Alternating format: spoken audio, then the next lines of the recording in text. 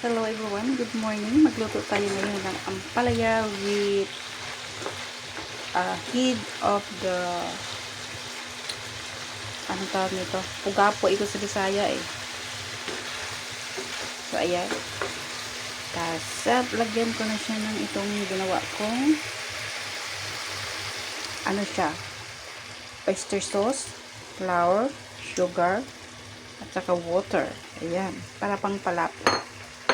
At ang ingredients ko dito ay isang head ng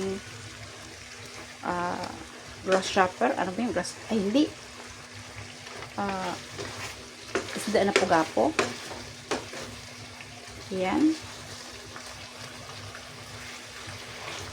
Ayan, lumapot na siya. Natikman ko kasi ito sa Chinese restaurant. So, inano ko siya. Ginawa ko din.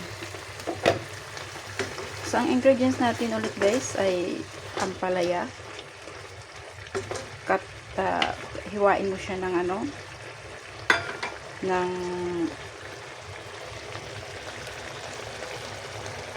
manipis. Or tama lang. Isang head ng pugapo, pinirito ko siya. Hiniwa ko muna, tapos pinirito ko. Ayan. Pagkatapos, syempre lalagyan natin ng asin yung ulo ng isda. Hugasan.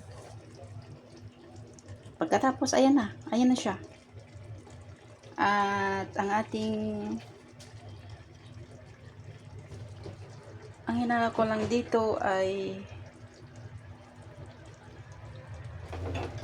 oyster sauce. Ayan, oyster sauce.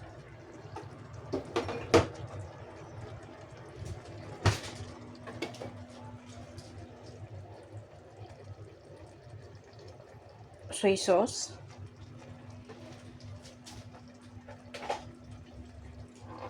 Salt.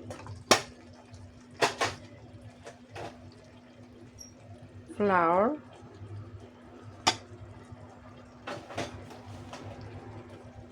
Sugar. Ayan. Tagwa 1 spoon lang siya. Maliit na spoon. Okay? And then of course, asin. Tikman natin kung okay na yung lasa. So guys, ang sarap niya. Lutong Chinese talaga.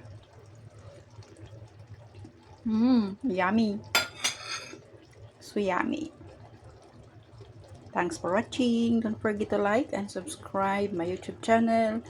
Rosie Team na tayo. Rosie Team tayo. God bless. Bye-bye. If you like my video, like, share, and subscribe. Thank you.